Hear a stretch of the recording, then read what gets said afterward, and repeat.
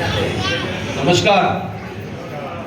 मला नमस्कार बोलण्याची सवय आहे आणि मराठी संस्कृतीमध्ये नमस्काराला प्रतिकार नमस्कार घेतो, बरोबर की नाही? तर परत एकदा नमस्कार.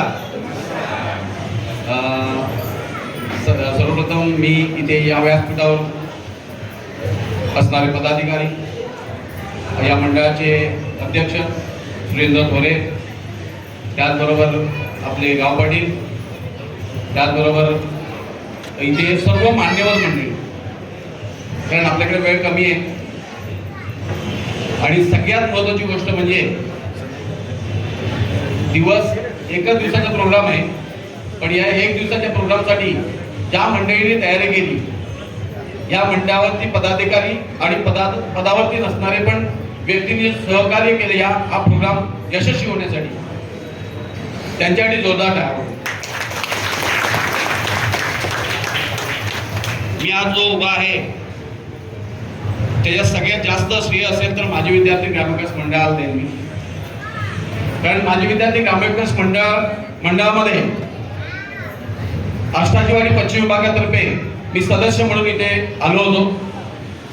आणि सदस्य म्हणून आल्याच्या नंतर स्टेज डेअरिंग काय असते त्यावेळेला असणारे अध्यक्ष किंवा मान्यवर मंडळी आम्हाला सतत सांगायचे की तुम्ही बोला, काहीतरी तुमचे विचार मांडा, आणि तुमचे काहीतरी विचार तुम्ही मांडले तर तुम्ही फार मोठे होऊ शकता.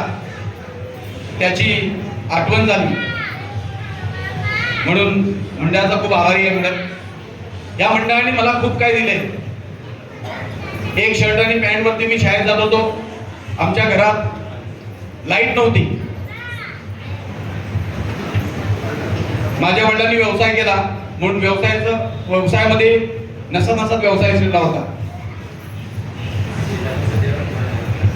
काही नसताना म्हणजे लाईट नसताना सुद्धा माझी इच्छा प्रबळ होती. मला काहीतरी मोठं करायचंय, मला काहीतरी करायचंय, आयुष्यामध्ये काहीतरी करायचंय असं मनाशी धरून मी मुंबईच्या मंडळाच्या रूममध्ये आल्यानंतर माझी विद्यार्थी ग्रामविकास मंडळ एक मला सहाय्य मिळालं, जिथं आपण आपलं कर्तृत्व दाखवू शकतो. आपण काय आपले काय कलाकारी असतील त्या दाखवू शकतो. त्याचबरोबर एक संधी मिळाली माझी विद्यार्थी ग्रामविकास मंडळाकडनं नाटकामध्ये काम करण्याची. त्याच वेळी आम्ही वेगवेगळे कार्यक्रम करायचो. आता ही मंडळी वेगवेगळे उपक्रम राबवत आहे. त्यातील महत्त्वाचा उपक्रम म्हणजे क्रिकेटचे सामने. आणि गावातील मुलं संपूर्ण त्याला चांगल्या पद्धतीने प्रतिसाद देतात. पहिल्यांदा आपण एकत्र यायचो शिमग्यामध्ये. आता वाडीवरती पालखी गेल्यामुळे आपण एकत्र येण्याचा मुश्किल झाला आहे. पण क्रिकेटच्या सामन्याच्या माध्यमातून वर्षातून एकदा येतो. त्याचबरोबर असा जो आपण मेळावा भरवतो, कुटुंब मेळावा, त्यामध्ये आपण एकत्र येऊ शकतो. तर त्या मेळाव्याला सगळ्यांनी सहकार्य करायला पाहिजे. कारण त्यांनी जर का एक पाऊल पुढे असेल तर आपली 10 पावलं त्यांच्याबरोबर असतील तर आपण एकमेकांना भेटू, एकमेकांची ओळख होईल. कारण मुंबईमध्ये आपण राहतो वेगवेगळ्या ठिकाणी, शेजारचा माणूस टालसूलचा आहे ते पण आपल्याला कळत नाही. आणि त्यावेळेला ते कधी कळणार, आपण ज्यावेळेला एकत्र येणार तेव्हा, अशा मेळाव्यांमध्ये एकत्र येणार तेव्हा, किंवा क्रिकेटचे सामने असतील तेव्हा. आम्हाला जे शिकवलं होतं तेच ही आताची जी पिढी आहे, आताचे हे मंडळ आहे ते सतत कार्यरत आहेत आणि सतत नवीन काहीतरी योजना आखत आहेत. मग त्यांना आपण साथ दिली पाहिजे असं माझं मत आहे. त्या साथ द्यायला तयार आहे सगळी लोक. अच्छा, हो, पण येत नाही. बक्षीस समारंभ असल्यामुळे सगळे बरेच दिवसांनी एकत्र येतात ना, त्यामुळे एनर्जी राहिली नाही. थोड्या वेळानंतर एनर्जी येणार सगळ्यांमध्ये. कारण प्रोग्राम असते सुरुवात झालेली आहे. प्रोग्रामची सुरुवात झालेली आहे. आता मी सांगेन, मी जो व्यवसाय करतो किंवा आता सरांनी यादवराव सरांनी सांगितलं की व्यवसायात उतरलं पाहिजे. खरंच सांगतो, मनापासून व्यवसायात उतरलं पाहिजे. कारण का नोकरी हा तेवढ्या पुरता भाग आहे, पण नोकरी करता करता साईड बाय साईड काही ना काहीतरी करायला पाहिजे. ह्या मताचा मी पण आहे. मी पण नोकरी करत असताना कार वॉश करायचो. त्याचबरोबर मी फिनान्सचा व्यवसाय करायचो. मला त्याच्यात जास्त फायदा व्हायचा नोकरीच्या पेक्षा. हे केल्यावरती समजतं गुजराती मराठी नोकरी व्यवसायात का घुसतात. लहानपणापासून त्यांच्यामध्ये बालकडू दिलं जातं की व्यवसायच करायचे. पण आपण नोकरीकडे वळतो. कुणाला जोर जबरदस्ती नाही, पण मनापासून सांगेल व्यवसायामध्ये खूप काय भरपूर आपण करू शकतो. आपले जे कौशल्य असतो तो दुसऱ्याला विकण्यापेक्षा आपण स्वतःची ओळख निर्माण करतो, जी आज माझी ओळख निर्माण झाली.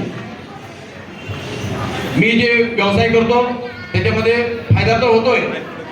तुम्ही पण कुठला नाही छोटा मोठा व्यवसाय केला तर त्याचा फायदा होऊ शकतो. एक लाईव्ह उदाहरण सांगतो. आता हे जे शूट करतात हे युट्यूबर आहे. माझे जिथे जिथे प्रोग्राम माझे होतात, माझे स्पीच होतात, तिथे ते हजर असतात आणि युट्यूबच्या माध्यमातून पण मी कमवतो. मी आता गेल्या महिन्यामध्ये मलेशियामध्ये होतो. त्याच्या अगोदर गेल्या वर्षी दुबईला होतो. त्याच्या अगोदर थायलंडला होतो. आता या पुढच्या वर्षी 3 देशाची माझी सफर आहे. 3 देशामध्ये जाण्याची संधी मिळणार आहे. त्याचं एकमात्र कारण मी लहानपणापासून ठरवलं होतं की मला जगभर फिरायचं आहे. त्याचं एकमात्र कारण मला लहानपासून मी ठरवलं होतं मला मोठा बनायचं, मला काहीतरी कर्तृत्व करायचं. फक्त प्लॅटफॉर्म मिळत नव्हता आणि ज्या दिवशी प्लॅटफॉर्म मिळाला तेव्हा दिवस रात्र एक करायला सुरुवात केली. तुमच्यामध्ये पण मी काय जे बोलतोय असंच कोणतरी बोलत होतं. मी स्पार्क घेतला आणि मी माझ्या कामाला लागलो. तुमच्यामध्ये पण कोणतरी एक असेल ज्याला आयुष्यात काहीतरी करायचं असेल. जसं आता यादव सरांनी सांगितलं आमच्या ऑफिसमध्ये या, जायला काय जाते, आपल्याला पाहिजे ते घ्यायचंय. कुणाचं ऐकून काय करायचं, आपल्याला वाटतंय चांगलंय 100% त्याला फॉलो करायचं. त्याचा फायदा होणारच, नुकसान काहीच नाही होणार, नाहीतर शिकायला मिळणार. मी काय करतोय किंवा मी काय केलं ते मोठेपणा सांगण्यासाठी मी उभा नाहीये. मी एवढंच सांगेन, एक पॅन्ट शर्ट फाटलेला मुलगा जर इथं येऊन देश देशाची भ्रमण करू शकतो, फिरू शकतो, चांगलं इन्कम कमवू शकतो, आपलं स्पीच आपलं वक्तृत्व प्रामाणिकपणे देऊन लोक त्याची स्पीच ऐकण्यासाठी थांबू शकतात, येऊ शकतात, तर 100% इथं बसलेला व्यक्ती पण, इथं बसलेली महिला पण आपलं कर्तृत्व करू शकते.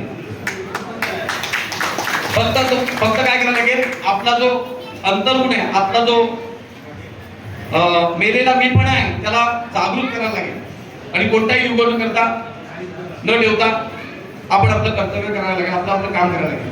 एक सरांनी भरपूर चांगलं सांगितलं आणि मी त्याचं पालन करणार आहे. जसं आता सुरेंद्र धोरे यांनी मटेरियल सप्लायचा व्यवसाय चालू केलाय दापोलीमध्ये. मी गॅरंटी सांगतो, मी पण मुंबईमध्ये थांबणार नाही.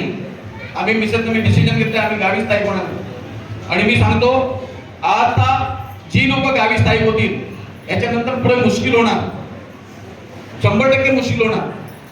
कारण आताच आपण काहीतरी निर्णय घेऊन जसं एक मुलगा गावी आणि एक मुलगा मुंबईला पाहिजे त्या पद्धतीने काहीतरी ठेवलं तर आपल्या जमिनी वाचतील आणि आपण काहीतरी 100% म्हणजे गाव वाचू शकतो. कारण का बरीचशी लोक आता बरेच ठिकाणी मी गेलो, दापोलीमध्ये गेलो, वगैरेमध्ये गेलो, जमिनी गेलेल्या आहेत, ऑलरेडी विकलेल्या गेल्या आणि विकलेले कुठले लोक आहेत, पुण्यातली लोक आहेत, बाहेरची लोक आहेत. छोटा मोठा धंदा जर आपण केला, मी सांगेन कमिटीत मी पण येईन सर तुमच्या बरोबर की आपण याच्यावर बरोबर बसून एक चांगल्या प्रकारचं एक नियोजन घेऊया आणि व्यवसाय छोटे मोठे आपण चालू करूया. अजून एक तुम्हाला सांगतो, आपल्या गावातली जो कोण व्यावसायिक आहेत जे करतात, जसं आता आपल्या समाजापैकीच आहेत युट्यूबर, बाहेरचा हायर करण्यापेक्षा आपण इथलं मंडणगडचे जे त्यांना आपण हायर केलं बाहेरचे करण्यापेक्षा, कारण त्याला एक उद्योगधंदा मिळाला. त्याचबरोबर समजा आपला मटेरियल आहे, माझं जेव्हा घर बांधायचं होतं मी बाहेरून काहीच नाही घेतलं, आपल्या गावातला व्यक्ती करतोय ना सगळं मटेरियल इथून घेतलं. त्यांचं मटेरियल दिलं आणि त्यांनाही काम मिळालं आणि मलाही समाधान वाटलं की आपल्या गावातला कोणतरी व्यक्ती करतोय त्याला आपण दिलं. आता हे LIC करतात, लाईफ इन्शुरन्स, चांगल्या पद्धतीने उत्तम प्रकारच्या पॉलिसी आणि सर्व्हिस एकदम देतात. तर आपल्या गावातला कोण असेल त्याला आपण काम दिलं पाहिजे असं माझं मत आहे. सहकार्य केले आणि त्यांनी LIC कडून 1 लाखाचं बक्षीस पण सहकार्य केलं, त्यांच्यासाठी जोरदार आहे. 1 लाखाचं बक्षीस मिळतं. बोलावं तर बरंच काय वाटतंय पण आपल्याला वेळ कमी आहे. जाता जाता एक सांगेन मित्रांनो,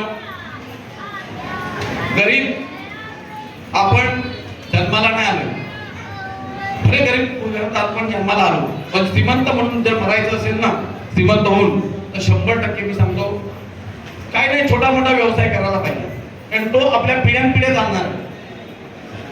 आपण आपल्या मुलांना देऊन जाणार आहोत, आपण आपल्या परिवाराला देऊन जाणार आहोत. इथेच थांबतो. जय हिंद, जय महाराष्ट्र. थँक्यू.